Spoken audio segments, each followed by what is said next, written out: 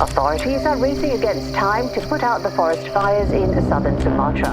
About it is you can't really go there. This man is a cannibal who smears ashes all over his body and drinks liquor out of human skulls. Underneath the huge territory of our cutting-edge world lies a domain darkened by the shadows of time and mystery. Picture distant districts where the resonance of outdated customs wait, neglected domains holding on to privileged insights of civilizations immaculate by the hands of progress. Imagine clans so baffling, their very presence opposes understanding, their traditions and lifestyles covered in an air of significant secret. More amazing and perplexing than you could ever imagine is what researchers have discovered about these hidden societies. Go along with us as we venture into the core of the obscure, revealing the insider facts of the 15 most puzzling clans on the planet. Number 15, AWA, Brazil.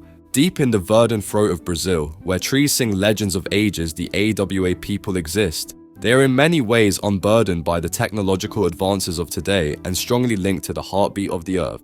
This jungle is not only their shelter, it is their only source of food, protection that they provide in exchange for their tenderness. The AWA are true experts of the forest in which they live. Being hunters and gatherers, they tread lightly through the forest and are a part of it. But their existence is under threat. Lover's Island is actually a profound critique and investigation of a world that can no longer exist. Evil people, the loggers and other forces threaten their existence in the only home they know, in the forest that's their own.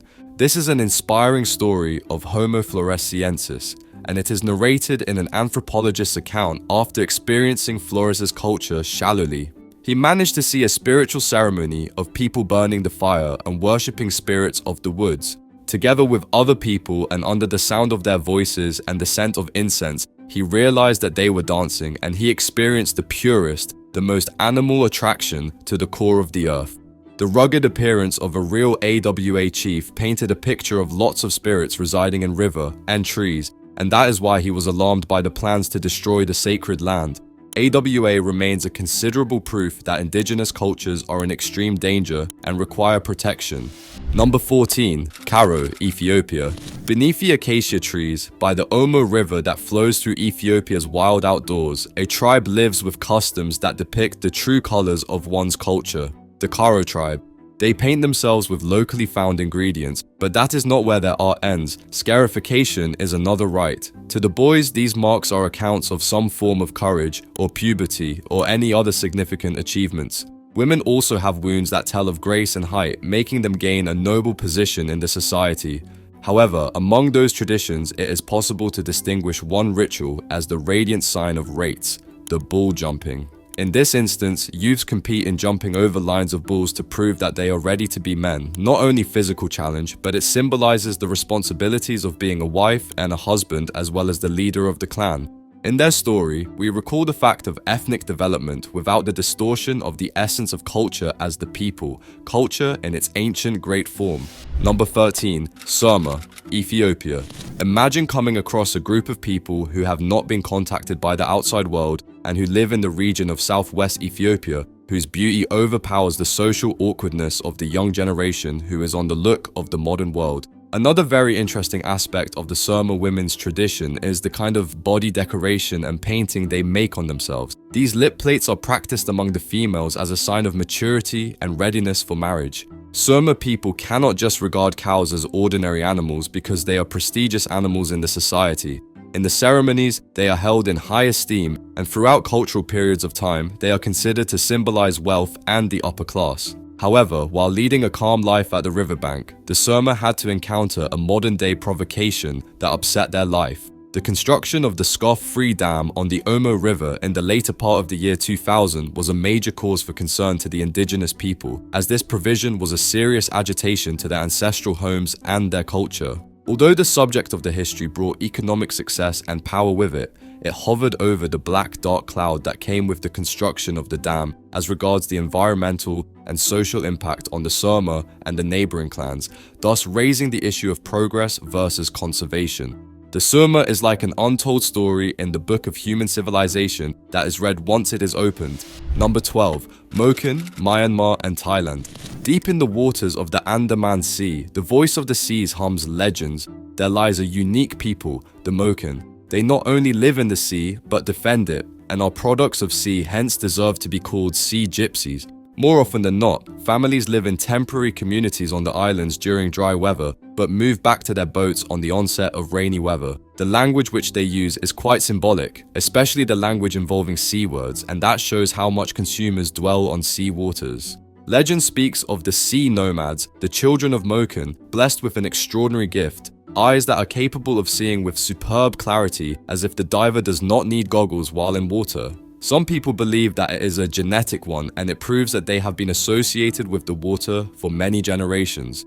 When the Indian Ocean released its fury in the same year, 2004, the peoples of the world saw with their own eyes the Moken. Being in tune with the sea, these people retreated to higher or deeper grounds, leaving behind the wrath of the tsunami with lesser fatalities. This event proved that they are living in harmony with the natural environment, thus caught the world's attention and admiration. Hence, the Moken tribe not only lives but retains its meaning as a community that is inextricably bound with water. Number 11. Jarawa, India.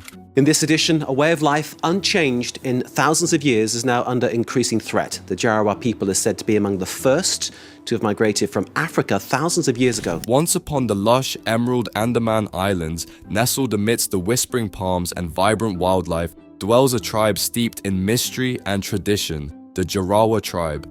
Even in the case of the Jarawa, their important role in the world revolves around their mysterious and peculiar understanding of the forest, a source of food and, in particular, a pharmacopoeia. Knowing the cycle of the forest, they are able to skillfully use it as a source of food and medicine herbs, a way that in its nature is harmonizing with the forest beat.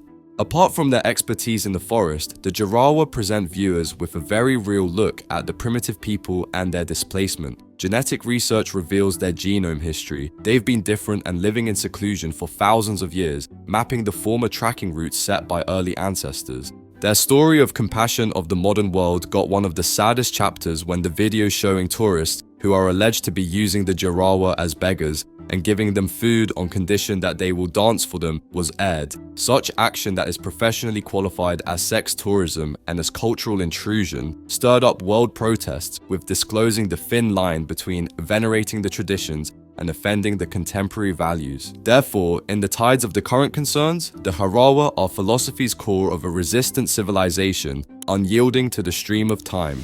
Number 10. Sentinelese, India. Suppose there is a small isolated land situated in the Indian Ocean, Andaman Sea, inhabited by one of the most isolated tribes in the world, the Sentinelese. Dwelling in trailers as capable hunters and gatherers, they have to fish and hunt and gather their food with the help of the thick growing vegetation that surrounds them. Their tools and weapons are made from the resources available on their island, of which can be said that it is innocent of the presence of contemporary civilization. These people, who are possibly among the last pure, primitive tribes on the planet, have managed to remain hidden from the Western world.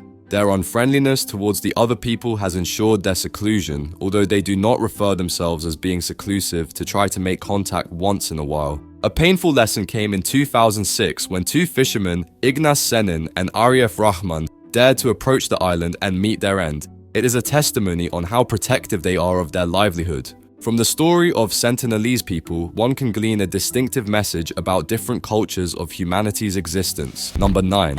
Dogon, Mali. In the African country of Mali, once a blazing land of the sun and vast energetic fields, there is Dongun, where time works to the beat of the village drums.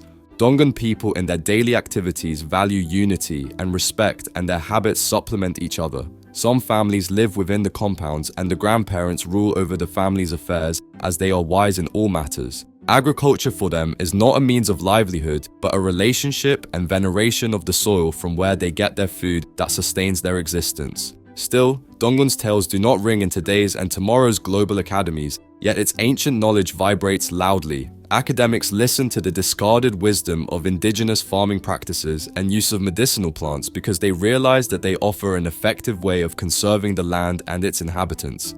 However, life in Dongun is not devoid of some problems and/or evils. Politics is somewhat unstable, and the very ground on which people live has hidden problems related to the environment. However, The one area that still remains the epitome of the people's stubborn perseverance and their stand to take pride in their lineage is still seen in Dongon, an irreplaceable African strip stitched on the colorful loom of the continent's history. Number 8. Himba, Namibia.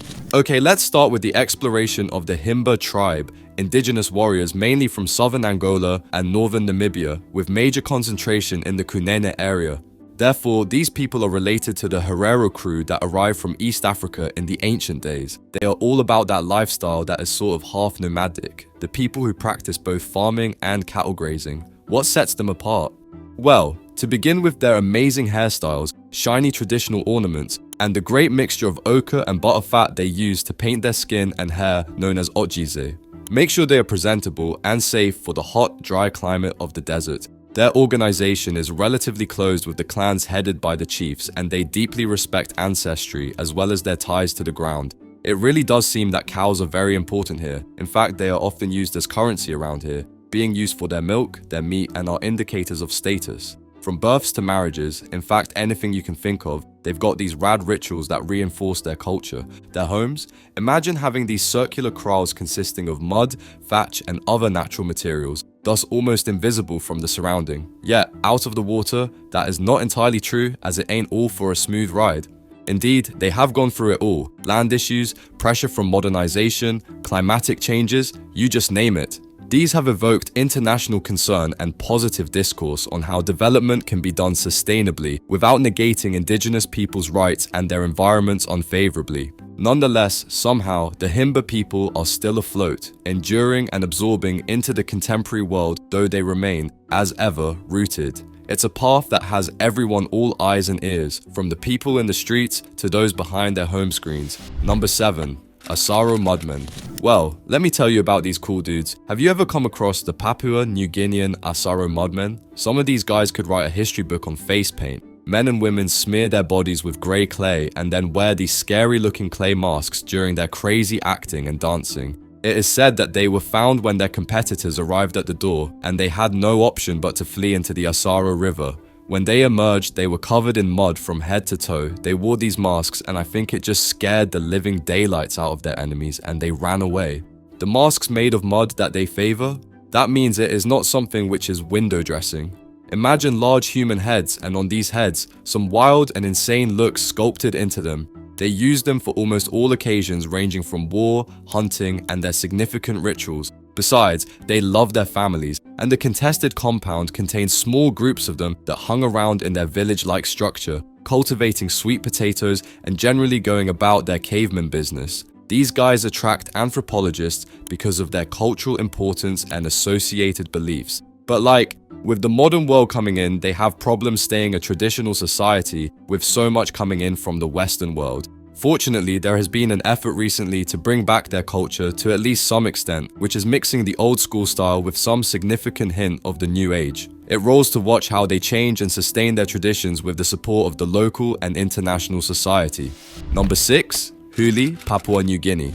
The real Huli crew lives in the southern highlands of the country called Papua New Guinea, and far from the tourist trails, they certainly still raise the bar when it comes to vibing. Think of it like this. Every man coming out with those crazy looking clay hair extensions, trimmed with feathers as if they are going to a jungle party. However, these coats are not just for fashion, they are related to their identity cards, to their origins, or spiritual back to their soil. There is hardly any need of moving to another place. It is all about the pride of the clan and honoring your elders back in the village. This is not a show. These old men know what they are talking about. They learned it somewhere along the line, considering the fact that people have been around for thousands of years. Life for the Huli revolves around what they grow. Cuscos, sweet potatoes, other forms of yams, you name it. And hunting? Sure, it's about hunting, even killing, but it's also about reverence for the spirits of hunting grounds, where the spirits of the dead people who once knew these hills intimately are invoked. Their dances and ceremonies are not only performed for tourists, only they use it to control their spirits and pass their stories from generation to another. But hey, it ain't all good, for there are times when the going gets tough. Great mining rigs that have come rolling through here with their troves have dealt their share of chaos with disruptions to the well-oiled kolel they have crafted over the eons. The Huli are not just a tribe, they are a process that any people of a given civilization can follow to reveal to them a way through this insane world we call civilized today. Number 5. Mursi, Ethiopia. Okay, allow me to enlighten you on the Mursi people in the Omo Valley of Ethiopia. Boys have been staying there for years from the mouth of the Omo River, gathering their food and resources. Those people are rather introverted, non-intrusive, and close-minded when it comes to their peculiar customs. Their language is Mursi, which is a dialect in the Nilo-Saharan category, thus bonding them in that aspect. They like to have their rituals and orgies and wear some awesome body ornaments. I recall you had mentioned those terribly looking lip discs that are only worn by the Mursi women. It is believed that young girls of this specific tribe pierce their lips and then proceed to add metal rings that gradually elongate their lower lips into accommodating such heavy clay or wooden discs. The tricky thing is, it's not just about aesthetics that's still extremely important, but its status now. In the past, they were people who were involved in rear cattle, hence they were called Mursi. They also cultivate crops like sorghum, maize, beans, and other crops along the riverine region.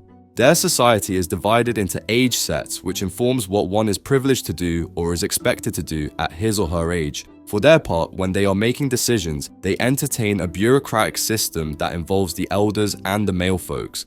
The Mursi, however, have been able to preserve their age-old culture in spite of the developments taking place around them. The thing I found rather remarkable is that they have preserved their culture in this constantly moving society. Number 4. Mentawai. Okay, here I go. Dear friends, what I'm going to describe is the tribe of Western Indonesia, which lies in the Mentawai Islands off the west coast of Sumatra. The legend has it that these guys are like some characters from a really cool adventure story. Picture this. They are so well admired for their marvelous body paintings and tattoos, but it is not all about art and beauty. It's also an act of their religious system. Their place of abode, commonly known as Uma, comprises sturdy timber houses that are raised on stilts and with palm thatch roofs to enable them to shield them from floods and ants. As for what makes them really interesting now, it is their spiritual life. They are probably animists. That means that they worship trees, rivers, forests, mountains, and other spirits which are living there. They have the religious leaders called shamans who are very vital, and they ensure that the physical and the spirit world are balanced all the time and corrected through events such as birth and death, marriage, and seasonal changes. Recently, they receive increasing attention globally for their eccentric culture. Now, there is a campaign to keep their traditions intact for the increasing influence of modernity. Their language is something completely different as well, largely due to young hormones surrounding them for many years now. That said, things are not always rosy, hence the following contents. They are experiencing the issues such as deforestation, tourism, and government policies that are inimical to their existence. In addition, they have had to encounter such events as earthquakes and tsunamis that have literally caused a shift in their position. Blessedly, they have been receiving assistance through humanitarian aid and recovery. Hence, the Mentawai people aren't a mere tribe of the middle of Indonesia. They are aware of the identity and a testament to the story of survival and protection of their culture in the modern world. Number 3. Korowai.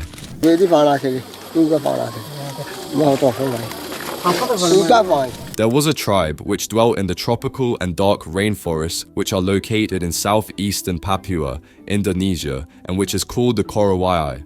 These were not just any people, they were the lords and ladies of the woods, the wild and free, living as if the world belonged to them and the rest of the world was in the dark. For centuries, they lived in seclusion, and as for contact with the contemporary civilization, it was somewhat made in the 1970s only. Their way of life was simple yet ingenious, hunting and gathering, and how they ingeniously apply a method of swidden farming. As for the aspect of dressing, they were very simple, wearing clothes that were made from trees, especially the barks of trees, and they depended so much on trees for all they required. Palm sago, wild pigs, fish, and all sorts of fruits and vegetables were what they took in the course of a day. Both on the negative side, they did share common ground on several factors, but it was their faiths that made them peculiar. About spirituality, a lot has to be said, for the Korowai were considered to be strongly animistic and saw them in every aspect of nature, even in ancestors. Their culture was concerned with such spirits and the knowledge, traditions received through generations. Now, picture this, soaring high above the ground, their dwellings, also referred to as rumah tinggi or the high houses, were constructed from wood and were elevated on stilts. These tree houses were not just for entertaining indeed. They can give protection from predators, floods, and even from rivaling clans. However, nothing is as exciting as life, which was not without its fair share of obstacles. Recently, they have been struggling to protect their territory from specific logging companies, and because the Indonesian government exercises pressure on the recognition of their land assets and identity. However, the specific difficulties experienced the field, the spirit of the Korowai, and their relation to the forest remains interesting to scholars and society. It's a story of survival and of a nation which still lives within the shades of vast greenery of the Papuan jungles. Number 2. Dani.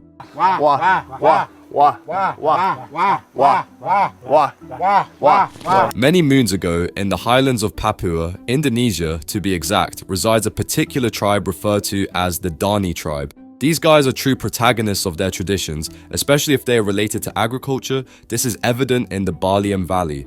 The folklore has it that these people have been idling there from the Stone Age and farming through swidden agriculture to perfection. Picture this. They use the method of slash and burn and cut down vegetation to allow for their most preferred crop.